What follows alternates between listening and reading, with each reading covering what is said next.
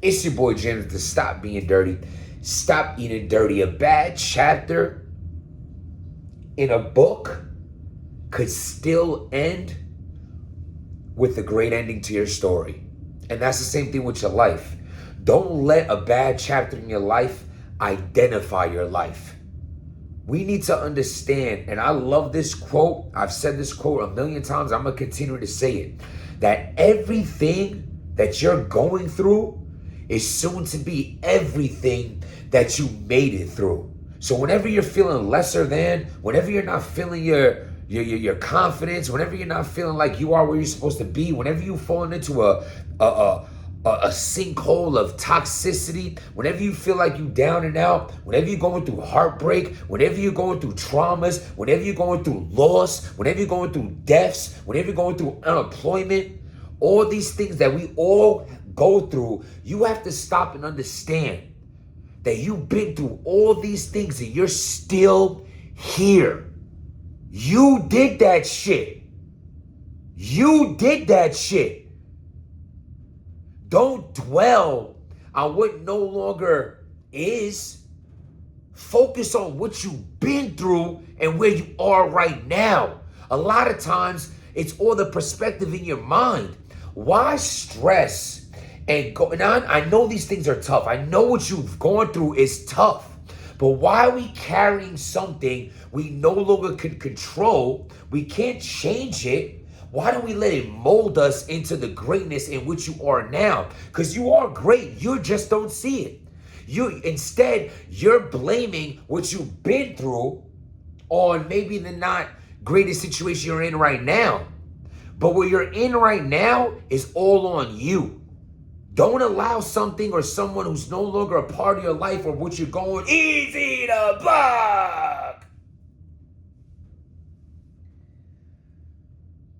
Oh my God. Yo, shout out to 15 Minutes of Fame. Shout out to Uncle Rod. This is where I seen this clip at. Bro, Eazy and Cassidy just officially got me hyped for this battle. I knew once the face-off happened, I was going to be hyped for it. And I'm over here making a blog on a 2-minute clip. That's how dope it was. Like, that's how, the tension between Eazy and Cassidy. And mind you, this looks like after the face-off. Like, how you talking at the face-off for however long a face-off is and continue to talk shit as you're leaving?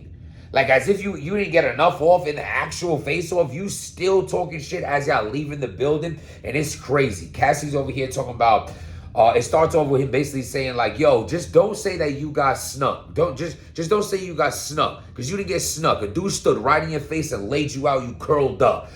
Easy's over here like, you do it then. You do it. Yo, I love that. Eazy wasn't backing down at all. Cassidy's just hard to argue with, bro. Like, he just, fucking gnats in here. Gotta run some water in these sinks or some shit. The fuck? And like, this is like a conceited, cocky person versus a confident motherfucker. Like, you know what I'm saying? Like, they both cocky. You have like Eazy got that conceit to him, and then you got Cassidy just got that confidence. And because Cassidy talks shit, but he's literally calling him a fucking pussy. And my hands fly as he's just smiling in his face. He said he's like, yo, I used to call you soft when you joined gun titles. And then Easy's like, they ain't nothing tough about you. You think you scary? And then Cassie's like, would you just like the tension of these two? I just love it. This Philly on Philly crime. I'm into. Yeah, I know. Insert Easy's not from Philly here. He's from Philly. He's close enough. For God's sakes. You know what I'm saying? Anyway, I don't give a shit.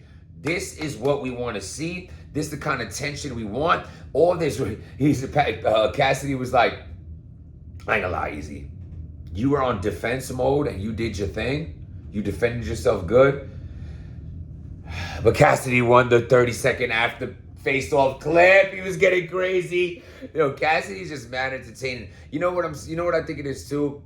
I think like you tend to lean towards Cassidy a lot with his shit talking because in the majority of his battles, the execution in the battle isn't what you talk about a lot versus the build up to the battle. Like that Hitman face off. Incredible. Something that'll never be done again. I mean, you're talking about 3-4 million views on a face off. I was just talking to ARP about that shit yesterday. Like, that shit'll never be done again, ever. Like, they all played the perfect role. Like, ARP was like the perfect host in the situation where you kept looking at both of them. Like, the Hitman and the, like, that shit was perfect. You know what I'm saying? That shit was perfect. You're never gonna redo that. But again, the Vlad TV. So the Vlad TV interviews for Cassidy's big comeback versus Disaster was looking way crazier than with the battles about to be on stage. And then thank God that she got canceled. And then it happened, the next day. And again, Cassie's mad witty. He says, oh, you fucked up the battle because you was afraid I was going to fly math to knock your bitch ass out. He added those bars in the next day, which also is very impressive with Cassidy. He added the whole in his whole first round versus Hitman, he added that what happened at the face-off. I love that talent. Like these songwriters, these industry dudes, like how Jay Mills how he comes back with his diss record so fast. Like they don't play that shit. That shit is super talented. I'll be really impressed with that. But again, I feel like we lean towards Cassidy because the best version of Cassidy to get is that shit talking Cassidy, and I'm here for it. He's like, yo, when Remy used to fuck with Pat, and then and then fucking he's just like, yeah, Remy. Yo, I ain't gonna lie. Am I gonna enjoy hearing a bunch of Papoose Remy Ma bars? Not nearly as much as I enjoy hearing it in words. Like the disrespect, like that type of disrespect in like face-to-face shit-talking combat is way more entertaining than it's gonna be hearing it for the 20th time in the battle. You know what I'm saying? Like, as far as this battle goes, I think the majority has Eazy winning this battle. At the end of the day, I feel like where they both are right now in their careers, like, I just feel like Cassidy, we're all just waiting for Cassidy to come. Can he come back into that Swiss Beats, back in the day, Cassidy, best punchline rapper on earth? Like, he was that guy. That's who he was. You know what I'm saying? I always give you out a rundown. I love battle rap style because of punchlines. You know what I'm saying? I was a fan of Hitchcock and Ransom, Joe Budden. I was a fan of Lloyd Banks, J.R. Ryder. You know what I'm saying? I was a fan of that shit. Even Papoose, you know what I'm saying, had bars. K-Slay would drop you remember K-Slay would drop a new Papoose track like every night. Every night Papoose started on the K-Slay show with a new verse and shit. That was fucking fire. I come from that shit. You know what I'm saying? Like these punchline type rappers, that was always my shit. So like Cassidy being one of those monumental punchline rappers, you know what I'm saying, is like, shit, even Freck Billionaire, he from Philly, and he was on a couple come up DVDs with some bars. But the bars is crazy with Cassidy from back then. I feel like we all like waiting to see that, but like I just don't think that's who he taps into anymore. I think Cassidy's still mad entertaining. I think a lot of times he gets super hated that like it ain't warranted. Like I think that Hitman battle was pretty fucking dope, but then you got that fucking Arsenal battle that's fucking horrendous. The Goods battle, I really don't remember. I watched it one time live. I never watched it again.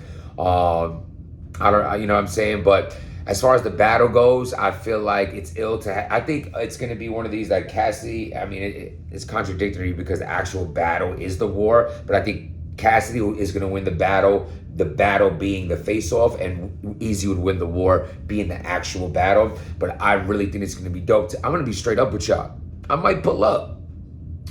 I might just pull up to this battle, man. I haven't seen a battle since, what's the last battle event I went to? I think it's when I was battling. No. I went to something after that. Murder Mook and Big K. Something like that. I was out there with my boy Kilo Nails. What up, Nails? Yeah, we was in Atlanta and shit like that. Oh, Atlanta, what up, man? I'll be seeing Atlanta real soon. You know what I'm saying? You know what I'm saying? We flying, man. We're making a few trips, you know what I mean? We might be making a stop in Philly. You know what I mean? I gotta do a round 2 in Philly for them fucking cheesesteaks and those water ices, man. Which is just ridiculous. I will be in Atlanta. This is 2026.